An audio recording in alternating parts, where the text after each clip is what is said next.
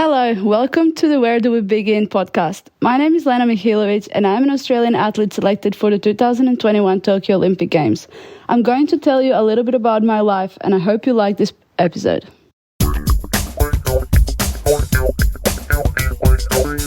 Thanks for that, Lena. My name is Harper. My co-host on this glorious evening goes by the name of Lockie. How are you, Lockie?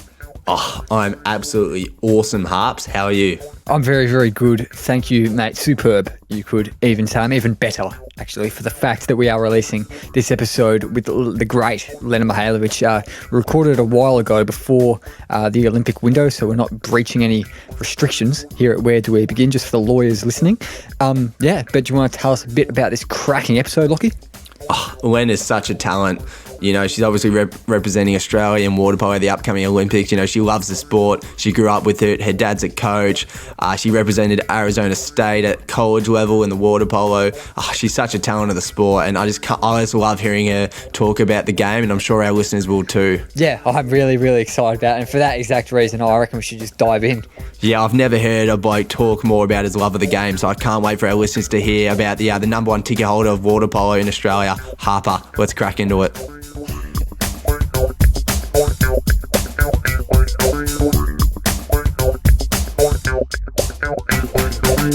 Water polo, for me, is the must-watch sport of the Olympics. I just love it. Mind you, I only watch it every 4 years, but my God, I'm so excited for it all to kick off on the 24th of July when our Aussie Stingers play Canada. And speaking of excitement, we've got the privilege today of having an amazing member of the team on the show. She's earned 44 caps for the Stingers, travelled the world, and no doubt has some awesome stories to tell. And she's listened to the podcast before, which is always a bonus. We love it. So, Lena Mihailovic, welcome to Where Do We Begin?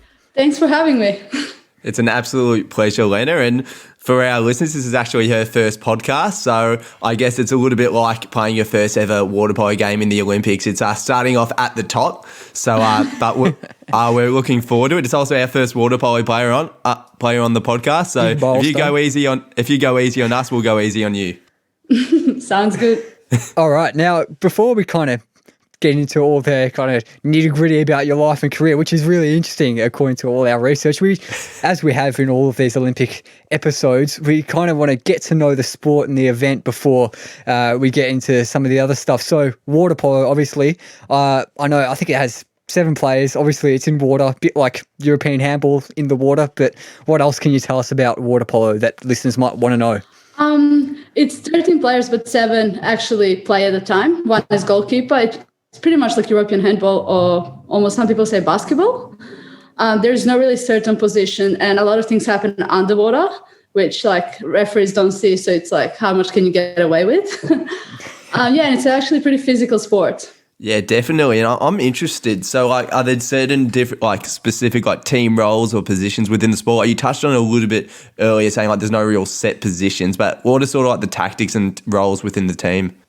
Yeah, so usually there are 2 goalies, and like 1 goal is in at a time. And then we play like almost around the goal. Like we said, we call it mushroom. And there is center forward, which is in the middle. And they're usually like, that's a very specific position. Usually center forwards just play a center position, and center back. And center back is the person guarding the center. And that's probably the most physical position, the most like wrestling and grabbing. And then there is like positions all around, which are usually faster players and like outside shooters. Yeah, it's interesting that you touched on that it's quite like a physical sport, because I think Harper in his research, like, it was only first introduced for women to participate at the Olympic Games in 2000, but the men have been doing it since like 1900. So talk a little bit about that. First team sport at Olympics, I'm pretty sure, for men. Wow. So yeah, it's really surprising that I only introduced it, since it's like for men, it was one of the first sports. I think it's actually first team sport at the Olympics, that women's came up so much later, like only in Sydney. So why do you think that was? Actually, I think at the start, not as many teams played for women, but at the moment, I think women's water polo is more spread out than men's. Like men's water polo is very much concentrated like around Europe. Like all the top teams are mainly in European countries, while women's water polo is more spread out. So yeah, I don't know. do you reckon there's maybe an element of, you spoke about the aggression, and I think lots of people have seen the fights happening underwater on their YouTube clips, but do you reckon the aggression, the kind of old-fashioned kind of beliefs that women can't handle aggression like men, do you reckon that had a role to play in not water polo not coming in until the Sydney Games? Probably, yeah, I think so. But also, like at Sydney Games, up until actually Tokyo, it was only 8 women's teams, and men has been always 12 at the Olympics. And this is actually the first Olympics where we will have 10 teams. So we are still not equal to men, but at least it's 2 more teams. So for Olympics, I think it's hard because it's not actually the best teams always in the Olympics who make it, because like Netherlands, last time they have been to Olympics, they actually won it. And they haven't qualified since. And this is like first time they qualified again. So it's really hard because it was only 8 teams who qualify. Yeah, well, at least it's getting better. And I guess something that really always interests me about different sports is just like the different training methods that it has. And I'm really interested because water polo is such a physically demanding sport. Could you sort of take us through a little bit about your routine and in preparation for games and like what, I guess, gets you feeling like, I guess, fit and ready for match day? Yeah, so we do a lot of different stuff because I feel like water polo is a mix of good swimming, wrestling, but also shooting, accuracy, skills. There's a bit of everything. So we do a lot of swimming. We do long distance, short distance sprints. And then we also do a lot of like wrestling and physical, like contact work. And then technical, like passing, shooting, executing the shot. And then also gym work. So it's a combination of all of that. So usually the beginning of season, it's more focused on conditioning. And then the closer it comes to games, it's more like perfecting the skills and, working on smaller details. So do you do the conditioning? Is that all swimming or is it also sort of like running, or like how do you get your conditioning work in? Well, we usually have at least 3 gyms a week. So we do a lot of stuff out of the water as well. But we still we have sessions where it's just conditioning. So we do swimming, we wear weight belts and do like leg work, and we have bands that we wear in the pool and like stretch them, and and then we have like med balls, which are heavier balls, and we pass with them and like hold them above the water and things like that. So I guess speaking about training methods, and I guess during our research, something that took my eye was the fact that you did a training session out on the Great Barrier Reef. I mean, what was that like? It looked absolutely amazing. Yeah, that was actually towards our preparation for World Champs. We were in Cairns and we got opportunity to go to Great Barrier Reef and actually play a game there. It was first water polo game ever played at Great Barrier Reef. And it was definitely an amazing experience. My favorite ever game and a place to be, actually. We had an amazing day. We were able to like snorkel around, and then they set up a field and we played the whole game, and it was so much fun and definitely like amazing view, beautiful. Yeah, that's amazing. How did it go though, like playing out in the ocean compared to the pool? Like, especially with the field, like was the field moving around because of the waves? Like, how did it all work? It was more of like a fun game, like for entertainment. But yeah, there were waves. It was very, it didn't really look like a proper game, to be honest, but it was really fun. Like the goals were moving, the field was moving. But it's just like looking around as we played, it was definitely unreal. Like once in a lifetime opportunity, I think, for sure. No sharks. That's awesome. No sharks paid a visit? No. One Napoleon fish. There was a huge fish under us. That was kind of fun. But yeah, that was it. Yeah, so like how much time does anyone spend a whole game? I know it's 4 quarters. Does anyone spend the entirety of each quarter in the water, or is that just too physically demanding? There's got to be rotation. There are some players who do it or who can do it. It's depending on a game, of course, of opponent and the way the game goes, because sometimes there's a lot of stops. Like if there's a lot of goals, then there's a lot of stops, so that's also rest. But there are some players who can do it. But most of the games, there are rotations. It's pretty hard to play whole game, especially if there is not much stopping. I can imagine. How long are the quarters? So quarters are 8 minutes each, but every time there's a foul or goal or anything, the time stops. So a game ends up being around probably 45 minutes to an hour, depends. Yeah, right. Okay, yeah, that's really interesting. And another one that it might sound like a bit of a silly question, but I've never played water polo in my life. I doubt Lockie's ever played water polo in his life. So, I actually did do 2 training sessions when I was 8 years old, and obviously I was no good and I don't remember it, but there you go, fun fact of the day. Well, Lockie might know the answer to this, but I'll ask Lena anyway. Well, what does the ball feel like? Is it more like a basketball or more like a beach ball? How kind of heavy is it? How big is it? It's a bit it's a bit heavier than volleyball, but it's not as heavy as basketball. So it's like in between. Yeah, and about the same size as a volleyball? Yes, so women's balls are a bit smaller than men's. So we have that difference. But yeah, probably the women's will be size of a volleyball. Yeah, unreal. And you chatting to us off air about you've recently been going up to the Sunshine Coast for about the last couple months in preparation of the games. I'll tell you what, puts the other codes to shame that are complaining about hubs. You've been doing it for the last few months. Yeah, we've been there since February. We were pretty excited because we have girls from all over Australia, so it's really good for us to be at the same place. And considering last time we were in Canberra, everybody was so happy to be in Sunshine Coast. Hey, we love Canberra though. We love Canberra on the show. Won't hear a bad word about it. Shout out to our listeners in Canberra. Yep. It was good for a bit, but we were there in September and it was freezing. So prefer Sunshine Coast and the beach. But yeah, we've been there for a long time. But it's actually nice training together. We're living together, so seeing each other every day. When it's hard, we are all together. So I think it really brings us closer. It's so much easier going through everything with the teammates. I know you're on a scholarship, but is everyone in the team professional? No part-time jobs on the side for any of the Stingers? Well, usually it's not really professional sport in Australia, unfortunately. However, Olympic year, we get funded for this year. So because we are pretty much living away from home, nobody's able to work. So it's only Olympic years that we get actually funded. Oh, so you've got a part-time job on the side, do you? I know you've played for teams abroad, which we'll get into later, but do you have another job here or uni or anything?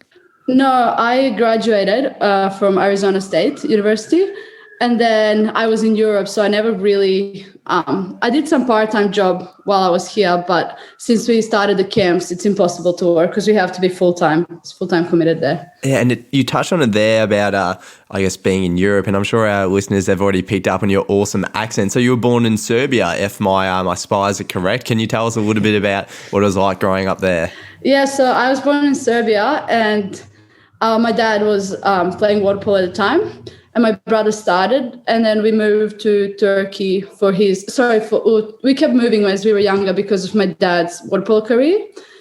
And then we ended up actually in Turkey when I first started playing water polo, but in Serbia and in Turkey, women's water polo wasn't very good. So there wasn't really a girls team for my age. So I played with boys. I started training with boys, and I trained with them for like 4 or 5 years. And then I was finally able to play with senior girls. So that was like so exciting, but still the level there compared to level here was so different. So when I heard we were moving to Australia, I was like, this is the dream come true. Lockie will get more into the water polo side of things in a sec, I'm sure. But Belgrade, I believe you were born in. It was born 5 years, I think, after the kind of breakup of Yugoslavia, if my history is correct there. So I don't really know anything about Belgrade as a city. So tell us a bit about it. What's a day in the life of Lena Mihailovic in Belgrade as a teenager like? Well, to be honest, I didn't live that long in Serbia.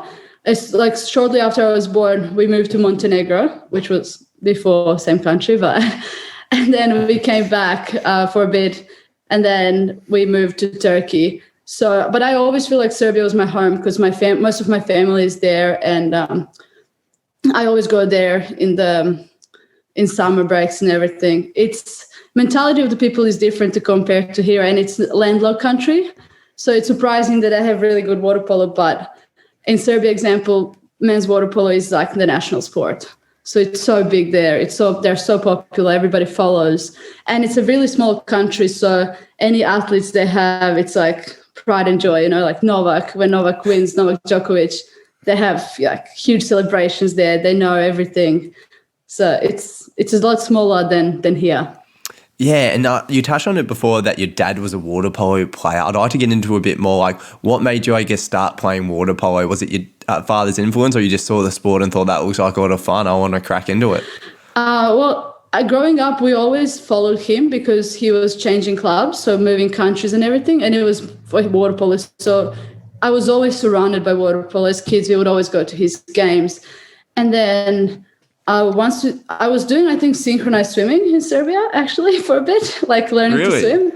Yeah, and then we moved to Turkey, and I tried swimming, but I was so bored. And then my brother started water polo as well. And then I was like, oh, I'll just go with them to the pool because I had nothing else. And they were going to pool every day.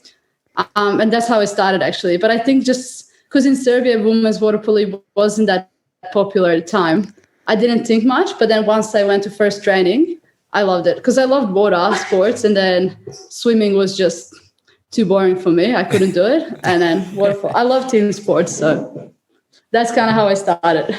Yeah. And water polo, like I said in the little intro I did, it's just such an entertaining sport to watch. Like, I'm tempted to get into it myself, even though I'm a bit of a crap swimmer and just not much of an athletic kind of guy myself, not good at many sports. But I know your brother, he's played for the Serbian youth team, their national youth team, I think. So growing up, a bit of sibling rivalry. We love a bit of sibling rivalry. Where do we begin? Who's the better player at water polo growing up?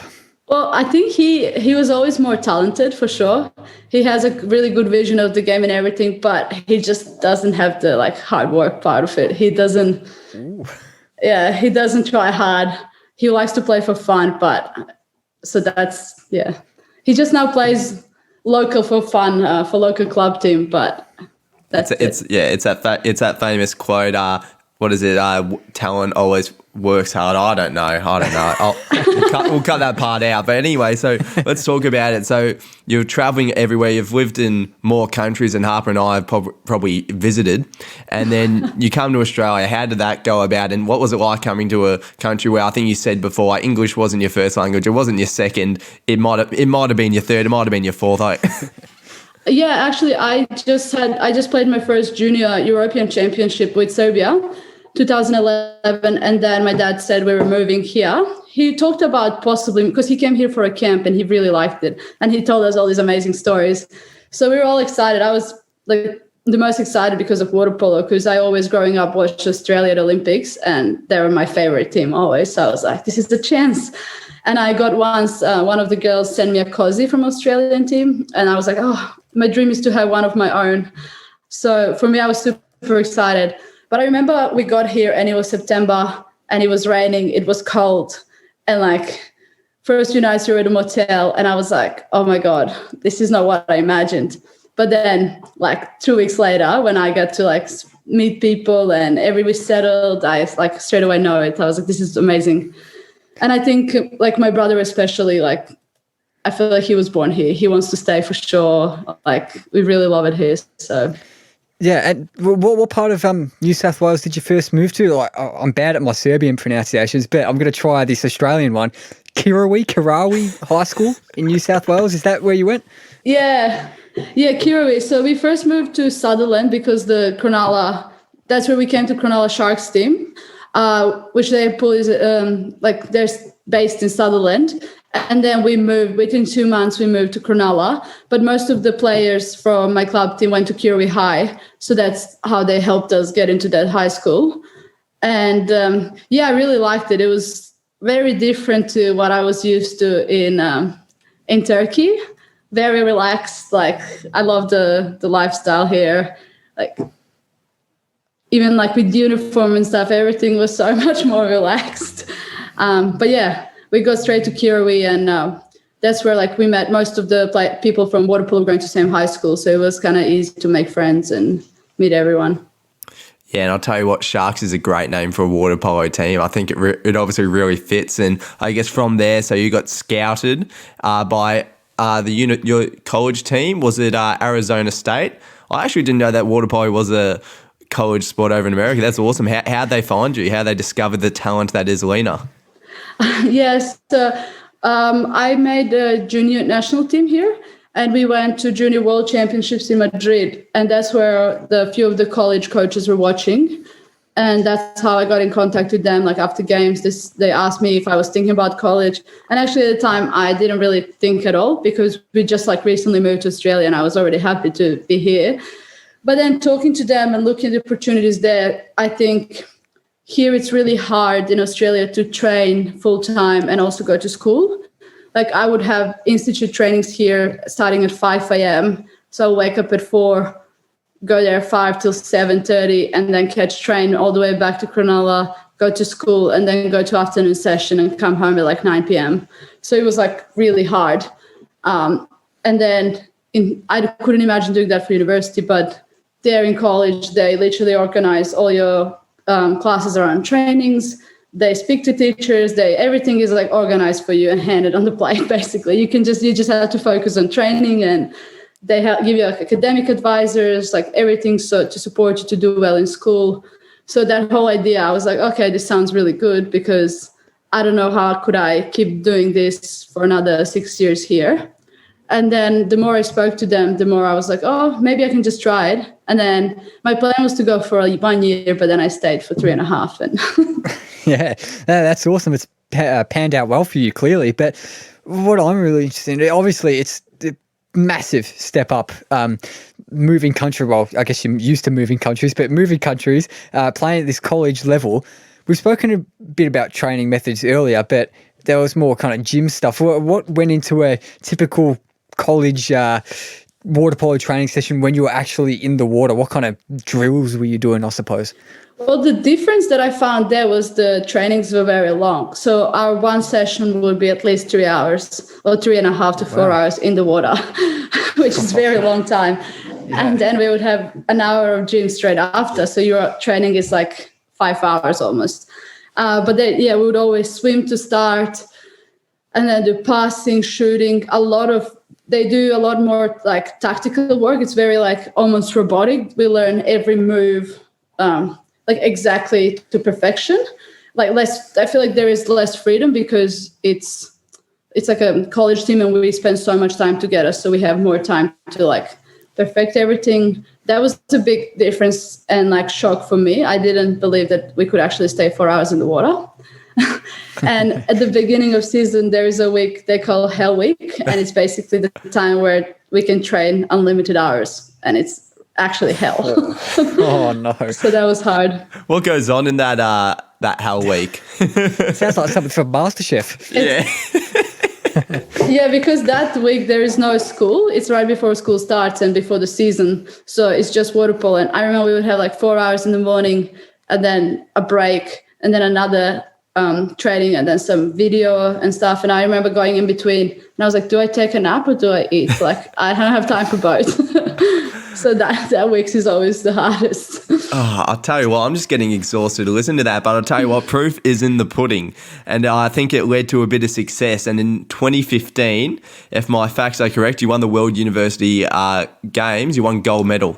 Yeah, that was amazing. I feel like University Games was the closest thing to like Olympics for us, like just the atmosphere, not actual water polo, but being in the village, being able to watch all the other sports, being surrounded by all the other countries. It was definitely my favorite tournament around that time before seniors. And we never expected to win gold. We were more training for after we had junior 95 championship. So we thought like, oh, this is great preparation to see how we can go. And obviously we were trying, but we never really expected to go that well. So it was like perfect Love ending. Love that real underdog story.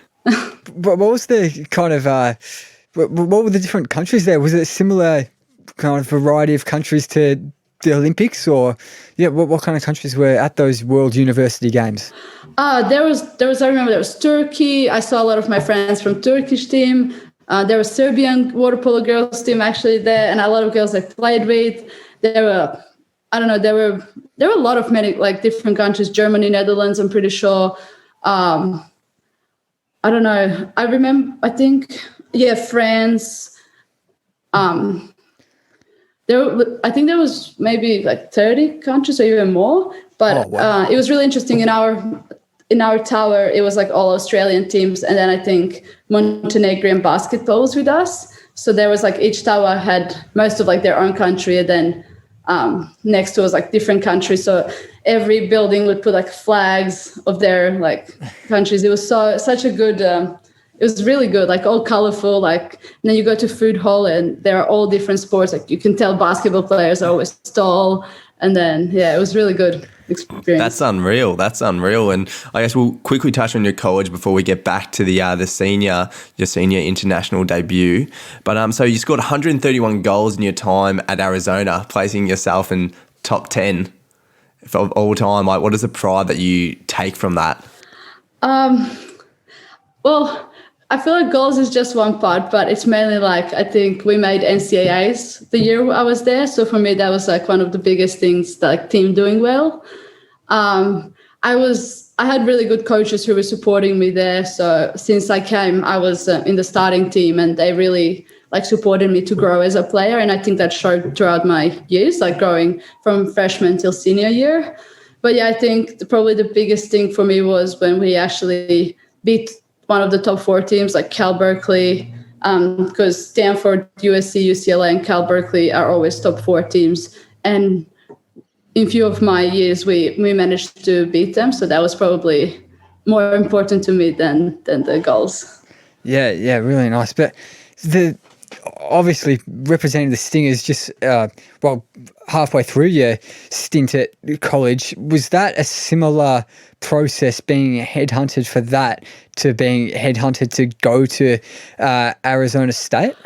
Well, I think being part of Australian team was like always my dream, of course, since I was a kid. And before I left, there were certain camps with like seniors that I was invited to, but just like when they needed extra players. And I remember even in the middle of my exams here for university, I had like 3-day break, and I went to Canberra to be between HSC exams just so I could go for that camp, even for 2 days. So I think after that 2016 cycle, I was really hoping to like really put my foot into that door and like actually finally be make the team. So a lot of the girls retired after 2016 cycle. So I thought that was really good opportunity for me to, and I was a bit worried because I was away in Arizona. So when I came back, it was like every opportunity to just like show coaches to be there. That was kind of my idea. Were you eligible for other countries, and did that ever play on your mind, maybe representing Serbia or another country, considering you lived in so many countries? No, I played the juniors for Serbia, but as soon as we moved to Australia, I really wanted to represent Australia. And I think it's 4 years. So once I represent Serbia, it has to be, I think, 2 or 4 years. And then you can change the countries if you have citizenship. But once I would go to Australia, I only wanted to play for Australia pretty much. Did Serbia try to get you though? Did they make any contact with you to try to get you on the team? Because obviously you're this young gun, an absolute prodigy. Yeah, I spoke to a few coaches back then, but it's such a different level. Like Serbia is not even in qualifiers for Olympics at the moment. So they're still like qualifying for European championships and world championships. They're really at the moment really far away from qualifying for Olympics.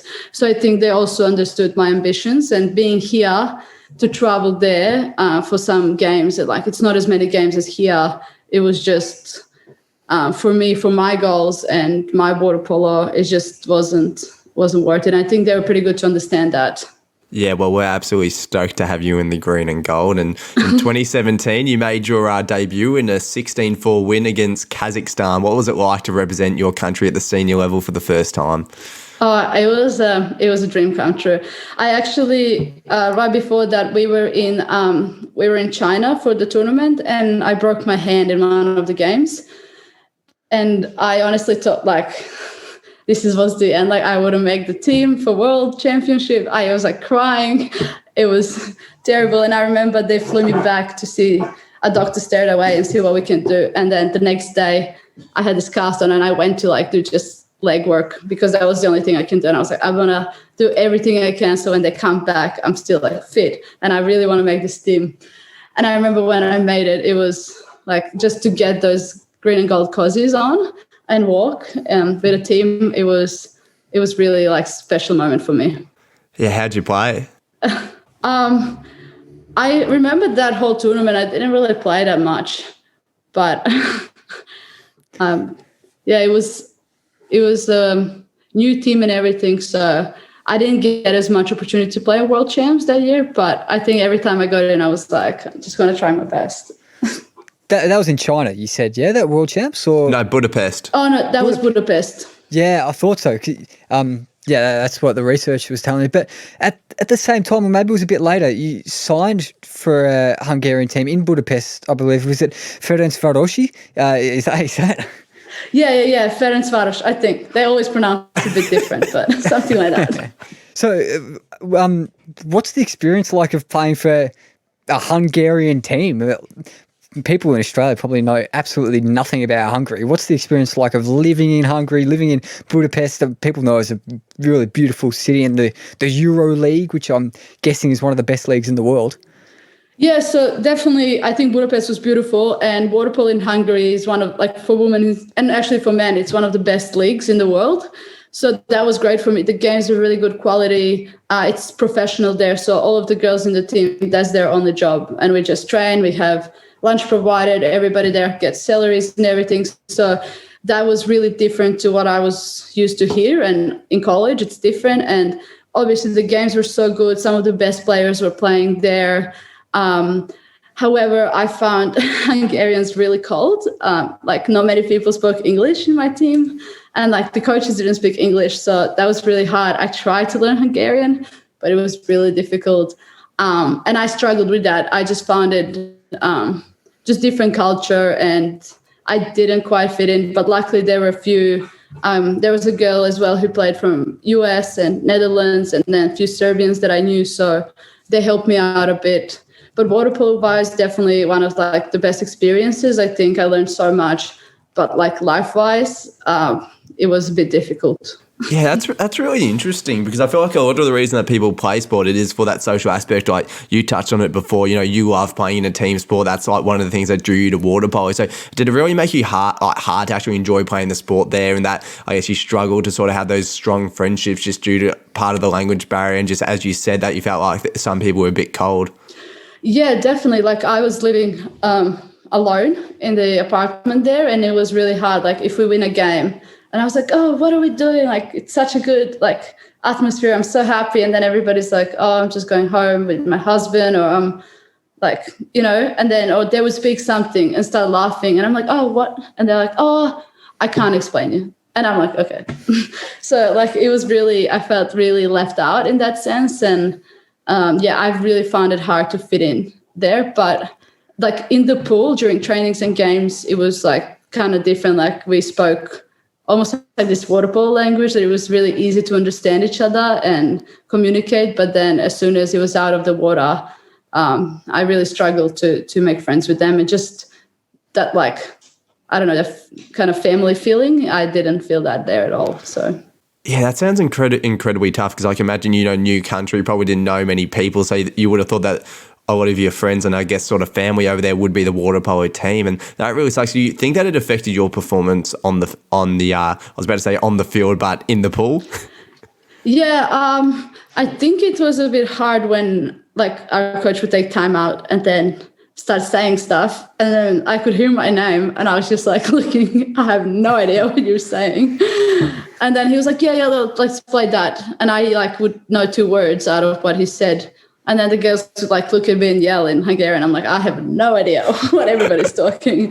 So I was like trying to guess. So things like that, there was a bit of effect that I think if I could speak language and communicate with them better. But I think as the season progressed, that we understood, like they could know what I understand and what I don't.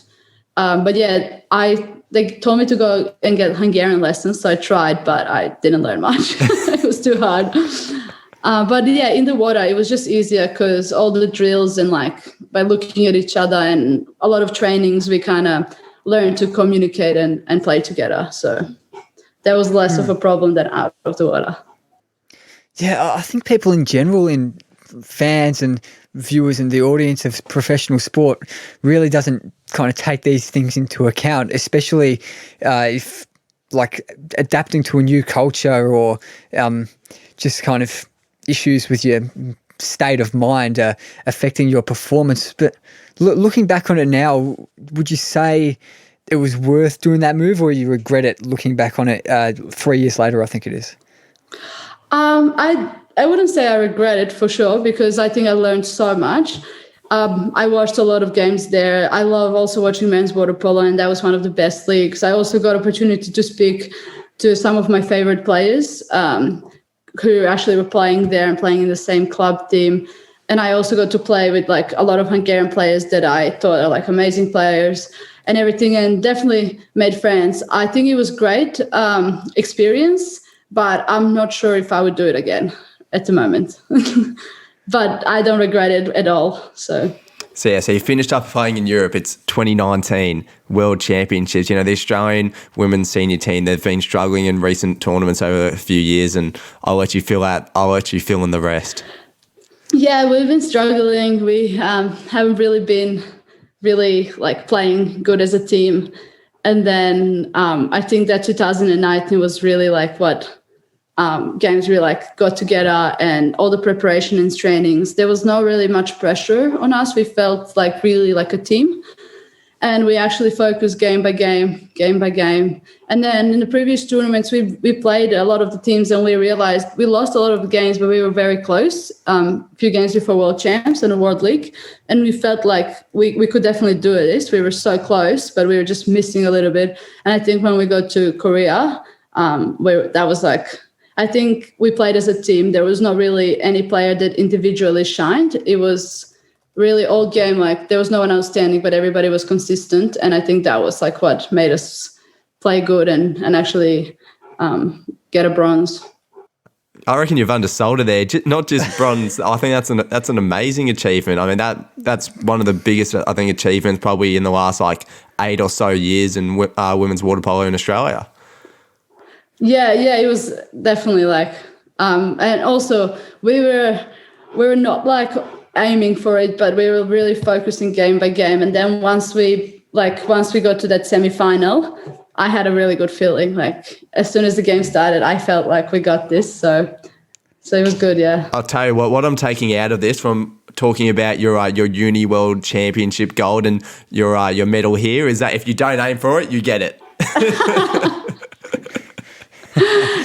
I think it's just sometimes like people get stuck in just thinking, oh, I want to win, gold. And then you actually skip all the steps that are going to take you to the grand final. So I think us taking like each game by game, because none of the games were easy. Like we played Japan, which we like always win. And that was actually a really hard game. Japan had such a good tournament. And then our China game, we beat them only by 2 goals.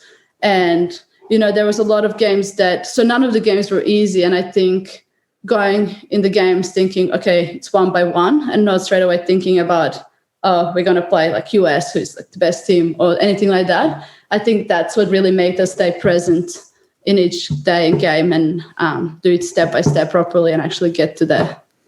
And I guess we have to address the elephant in the pool at some stage. So the big question, your dad, just before that tournament, Predrag, I believe, he became the new coach of the team. So that is just got to be a really strange, surreal experience.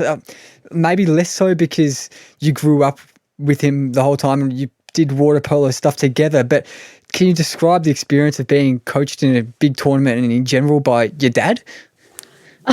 Yeah, well, I think he used to coach men before we came to Australia. So he started coaching me here in the Institute. And that was a bit tough at the start when I was 15. But then I think in my actually first year, as soon as he was coach, we kind of set these like different relationships. So we have very different relationship around the pool and at home. And also I was away from home for so long.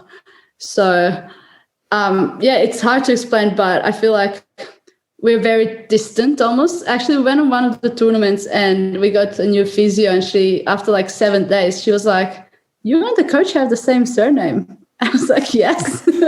So a lot of people didn't even notice, but I think it has to be very distanced and different relationship to like being a family, because I think he's also very more, like, I don't know how to explain it. Like usually if he will be like, this is hard to explain, like say something to someone for not swimming enough, I feel like it will be always harsher on me just because it has to go to that end. So that's kind of the hard part about it. But I've got really used to it. So when he became the coach, I was already prepared. And I think that's how it has to be because it's for the team and everything.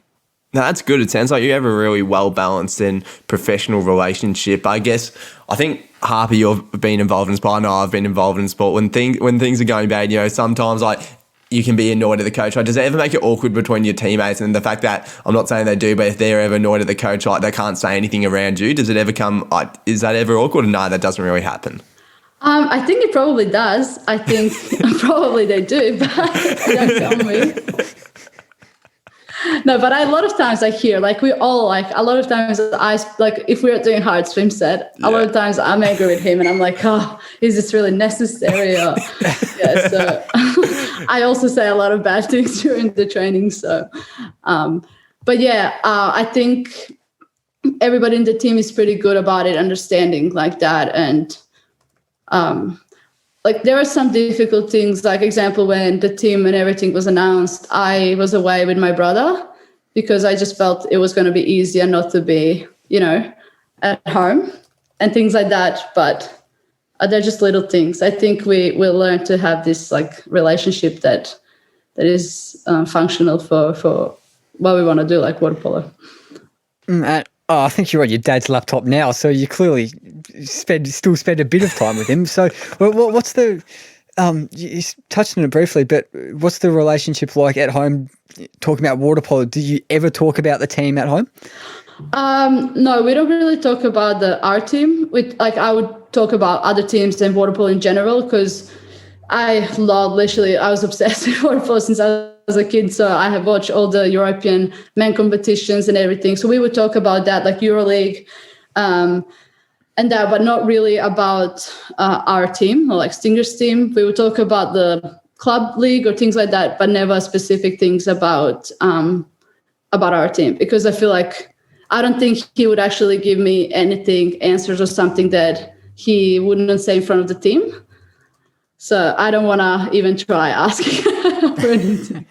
Yeah, well, I guess you guys are looking in ripping form after that 2019 World Championships and I guess heading into the Olympics. Firstly, how do you feel heading into the Games, as well as the fact that the year off, the year break, do you think that is an advantage for you, or were you guys ready to rip into 2020 Olympics and dominate?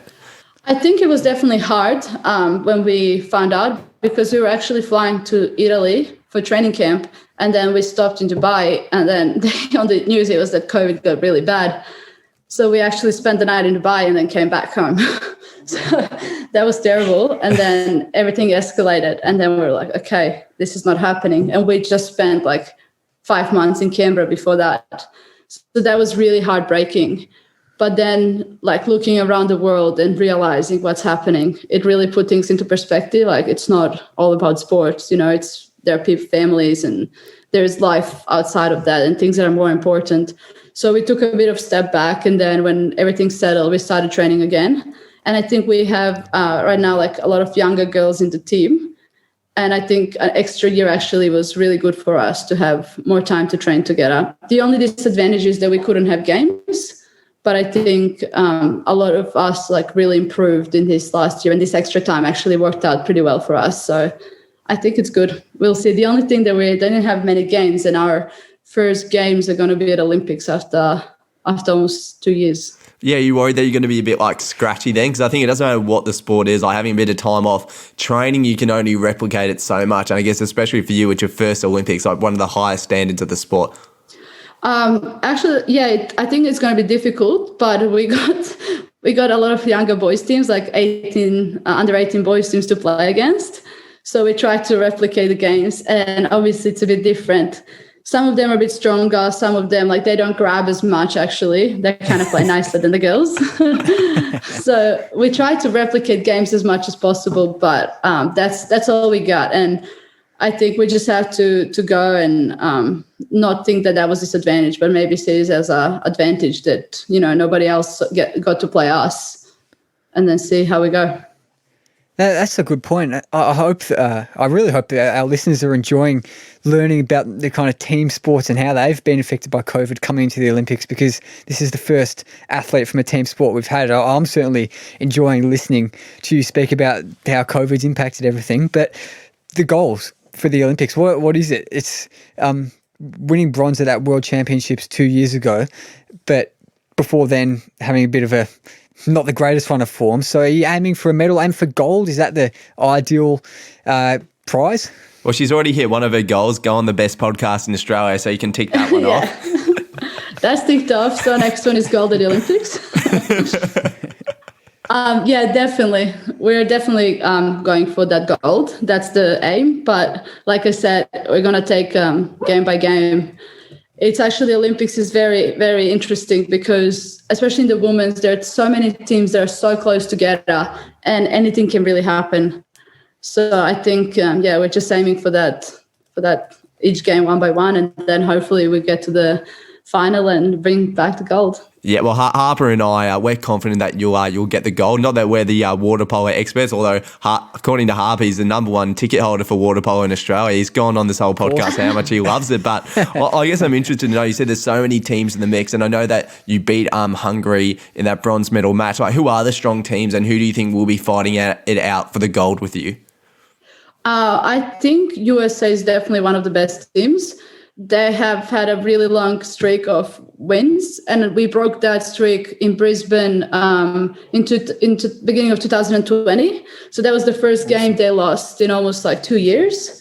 So that really gave us a confidence. But they're definitely the team to look for, because they won last Olympics, last World Champs. Actually, they won last 2 Olympics and World Champs and everything. So they're definitely at the moment the top team.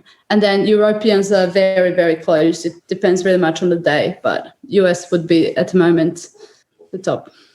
Yes, I'll say it again. I'm looking forward to watching it very, very much. What are the big things, the big traits of the Australian team, the stingers that other teams are going to be looking out for and that could potentially take you towards a gold medal? Well, we're definitely one of the fastest team, I think. We play a very, very fast game, and a lot of teams, like, it's hard for them to follow us, and we're both strong and fast team. So that's kind of different style to what Europeans play. We tend to move a lot. We play a lot of with movements, and also we have players who are strong enough to hold, their strong big centers and things like that. So yeah, I think that's our main advantage, being very mobile and still strong. I like it. The quick Australians. I love that. And I guess one of our final questions, but probably the most important, is do you have any life philosophies? You've probably heard this on the other podcasts as you've listened to them before, but there's any little words that you sort of live your life by?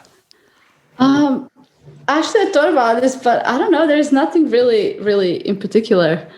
But yeah, with water polo, it'll probably be team above all, because for me, being with the team for so long and living, there is a lot of times where you think about yourself, but it's actually the most important thing is to think what is the best for the team. So I think living with a team for so long, that's what kind of helped us become a better team. And since I've been with them for so long in the last few months, that's probably not in Canberra though. That's what you're happy about. Not in Canberra. Exactly. Closer to the beach. Now, you don't have a life philosophy, which is fair enough. Not everyone has a life philosophy. I don't really have a particular life philosophy, but a question I might ask instead of that, what do you think the kind of positive traits are that other people see in you? What makes you a kind of good person to hang out with? I think because of my experiences that I lived in so many different places, and I met a lot of people and been through a lot of different experiences, I find it really easy to connect with people and understand them, no matter where you're from or what have you been through. So I think that's something, wherever I went, I made really good friends, and I felt like I made really good connections. So that's probably one thing. Yeah, wow, those are amazing traits to have, and I guess hopefully they can keep you in good stead, as this is the part of the show that you've been the most nervous about. It's the quiz. We love the quiz here on Where Do We Begin, and I will hit the music.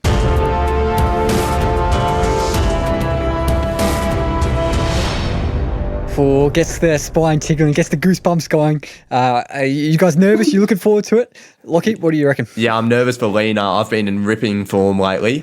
Lena, what do you reckon? Pumped up? Yeah, so excited.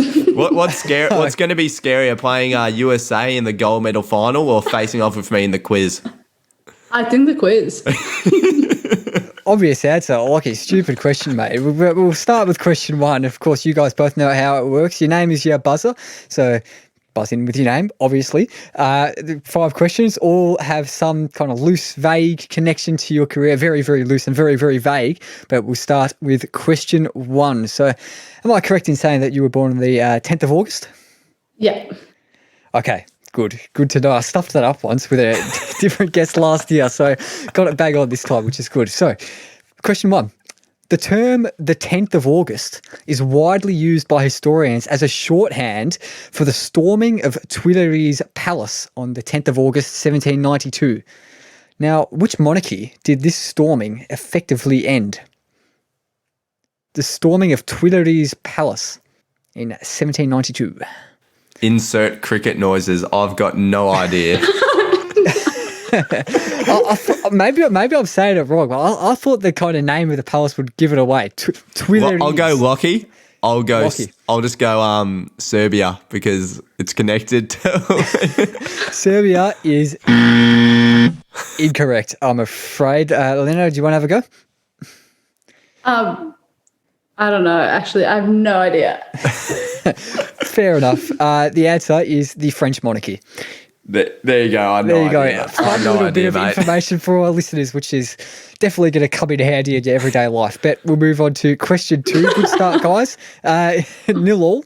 So question 2 is a multiple choice question. So, of course, the Aussie women's water polo team called the Stingers. So got a bit of a question about stingers. So on average, how many bee stings would it take to kill an 80-kilogram human? Is it A, 379 bee stings, B, 3,796 bee stings, C, 973 bee stings, or D, 9,736 bee stings? Lockie, I'm gonna go D.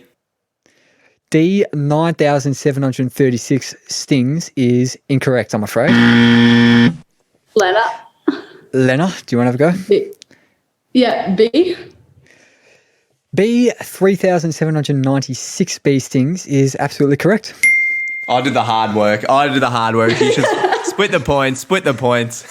I Very knew it nice. from the beginning. I hope that the nerves are a bit eased now after going 1-0 up. Kind of ease into the quiz, get off to a good start. Well, question 1 was a good start, but question 2 in the lead. I always lull the guest into a false sense of security. That is a good point. That is a very good point. He really hits back hard in question 5 typically, but we move to question 3. So am I right in saying that your position considering there aren't really positions in water polo, is a right-hand driver? Yes. Okay, good. So I'm going to give you a list of 8 countries, and you've got to tell me which 4 countries have their traffic driving on the right. So here are the 8 countries. You've got to give me the 4 that drive on the right. Brazil, France, Japan, Ireland, Papua New Guinea, South Africa, South Korea, and the mainland United States. Is Australia on the left or right? I actually don't know. What's it considered? Mate, how have you got your license? Left. Jesus. Left. Okay, Lena. Lena, the 4 countries which drive on the right. United States. United States is one. Wait. Yeah. Which other countries did you say? South Africa. South Africa is incorrect, I'm afraid. South Africa drives on the left-hand side. So What are the other countries? We had Brazil, France, Japan, Ireland, Papua New Guinea, South Africa, France. South Korea. I'll go France. France is correct.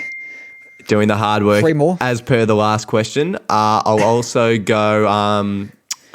I'll go Brazil. Brazil is also correct. You've got 2 more. 1 more. Well, maybe just say the one that Lena gave you. Just to confirm that you remember it, United States.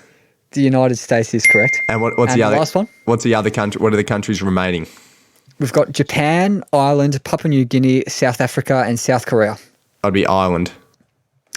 Ireland is incorrect. He's choked at the very last minute. Oh, Lena, lucky to stay in that one because the answer was South Korea. South Korea drives on the right-hand side. There's some more useless information for all the listeners out there, but we'll move on. That was actually very interesting.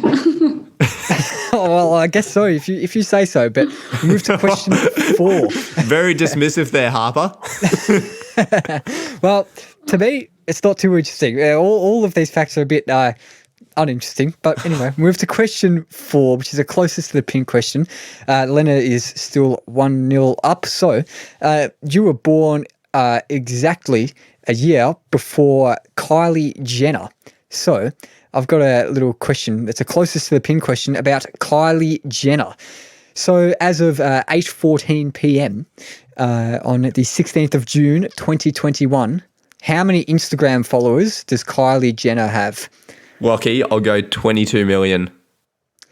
22 million is incorrect. God. But it's closest to the pin. I'll give Lena a go. I've gone way 30 too low. million? It'd be something ridiculous. 30 million is also incorrect, but you get the point because it is 241,150,205. So maybe lucky to get the point there again, but you've gone 2-0 up. So There fair you play go. to you. Turns out there's 241 million idiots out there. But Jeez, I'll tell you what, harsh. I'm stiff. I'm doing the hard work in this. I'm knocking out the obvious answer. I'm going under. And also on the last one, I get 3 out of 4 right and I get no points. I'd like a referral. At least you were really close with the number on this one. Lena did say before the show that she was a bit nervous about because she knew it was going to be really hard. So that is the one characteristic that we love about the quiz, Lockie. It's really hard. So, mate, I think you just got to suck it up and we'll move to question 5. Question 5, though, of course, a who am I question. So Lockie is still in the game. But if he complains one more time, I'll deduct 5 points so he won't be still in the game. So I'm going to give you a series of clues starting from 5 points, going all the way down to 1 point, leading, to, of course, to who I am. And once you buzz in, you can't buzz in again until the other person gets it wrong. So we'll start with the 5-point clue. I was born on the 24th of June, 1987. Bit tricky there, I reckon. So move to the 4-point clue straight away. Having grown up in a tight-knit family, I'm the third of Celia and Jorge's 4 children, and as a devout Catholic, dedicate my achievements to my grandmother, who died shortly before my 11th birthday. Tragic story, but continue. Yeah, really. The tears are flowing down my cheek as we speak. But we move down to the 3-point clue. Lockie, you've got to get it here unless we want to go to a tie break, and I really cannot be bothered getting a tie break question. So have a go here, please, Lockie. So for 3 points. My career aspirations were threatened when, at age 10, I was diagnosed with a growth hormone deficiency. Where were you born? I've not revealed that information yet. You continue then. I've got nothing. Okay, we'll move to the 2 points. Lena might want to have a guess. Nope. Nah. Okay. We'll move. Lena and Lockie, you can still both guess, of course. So we'll move to the 2-point clue. Grew up playing for my childhood team, Newell's Old Boys, in my hometown, Rosario, the 34th most populous city in South America. Lockie, you've got to have a crack here. Lockie, I've got no idea. lose. Is it? So was it soccer that he played? I have not revealed that, but the childhood team that he played for was called Newell's Old Boys in Rosario in South America. I've got no idea. I'm just going to say Madonna. Madonna, the singer. Is, What's the okay. Yeah. Diego Maradona. Is also incorrect. It's all 1987. He's not. Yeah, I think Madonna and Maradona will both be very happy with you for saying they were born in 1987. But Leonard, do you want to have a go for the 2-point, or should I just move to the 1-point clue? Just move to 1 point. I still have no idea. So that's secured a loss for Lockie, but we'll move to the 1 point clue. Having scored over 500 career goals, I'm widely regarded as one of the greatest ever footballers. Geez, a bit early to play that. Whoops. Having scored Messi? over 5... Oh, yep. Didn't even need to finish the clue. Very nice. Absolutely correct. And now I can play the applause music. I'm not having this. This quiz nice. is rigged, and I'm leaving. I am not happy. Well, since he's actually left the meeting. Just for our listeners at home, Lockie has actually left the Zoom meeting, so it's up to me to outro the show. So just before we go, Lena, we do have a bit of a tradition. Oh, he's back. Lockie, I nearly outroed the show without you there, but I was just telling Lena, these bloody effects are just playing out of nowhere. Are you guys hearing this? Very annoying. Anyway, stepping aside from the effects, playing for no particular reason. Before we let you go, Lockie, you got anything else to say, ask, anything? Yeah, congratulations on the win. I didn't take it too well, but I've gathered my thoughts after leaving the Zoom.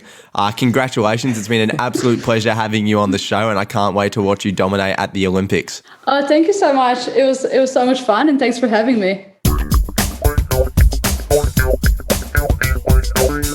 Oh, how good was that? I'll tell you what. I know our listeners probably have heard of yin and yang. Well, that was the complete opposite. You had Lena, who was an absolute expert on the sport. Then you had Harper, the self-proclaimed expert, waffling on. So I apologise for that, Lena. I know Harper. I'm pretty sure off air he offered that he could be your next coach. But look, I wouldn't take him up on the offer. But thank you so much for coming on. It was a lot of fun. Yeah, and honestly, I claim to know a bit about water polo. I do honestly really enjoy watching the sport, but before coming into this, I knew nothing about it. I really learnt a lot, not only about water polo, about Lena's really amazing story. So I really, really enjoyed it. I hope our listeners did as much as us, if not more. But Lockie, a few quick plugs before we go. Yeah, I'd just like to thank Lena again. It was a lot of fun, one of my favourite episodes, and I hope you'll speak to us again after listening to Harper waffle on. Oh, geez, sorry, I've driven in a bit hard at your Harps, but I'll just plug our socials before I go too far. So you can find us on Facebook at Where Do We Begin, and you can find us on Instagram and Twitter at WDWB Pod. And of course, YouTube for a bit of video content, because of course, that's what YouTube is. Where Do We Begin on YouTube? And you can see Lena's Song of the Week, which is a corker. I know what a Song of the Week is. It's really worth listening to. So check it out on our Instagram story at WDWB Pod. And of course, little favour to ask of you guys. Of course, and of course, just a little favour to ask of you guys. We don't ask much of you over here at Where Do We Begin. You don't have to do this, no obligation whatsoever, but it does take a lot of work to run this podcast, really. If you want to help us keep it running, you can buy us a coffee at buymeacoffee.com/Where Do We Begin, all lowercase, no capitals, nothing like that. Apart from that, I reckon that's us done for the evening, Lockie. What do you reckon? I'd just like to thank our listeners again too, and can't wait for our next episode. It'll be great. See you then, guys. Thanks for listening. See ya.